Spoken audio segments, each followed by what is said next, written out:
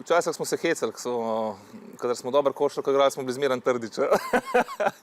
Tako da ni bilo, mi sploh nismo glede tega se takrat toliko ukvarjali, glede teh otrok, sploh ne v športu, sploh ne.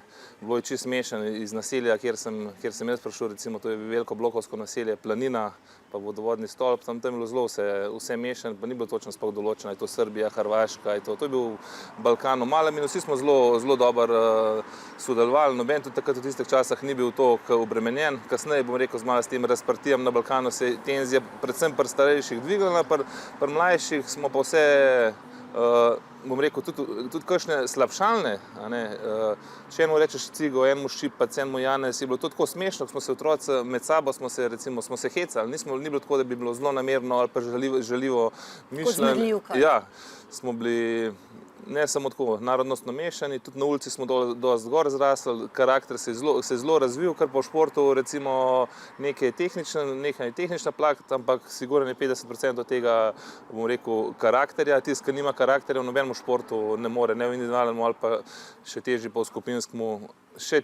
skupinskemu, bom rekel, kontaktnemu športu rata. Tako da nehote so nam pomagale, so nas izoblikovale te stvari.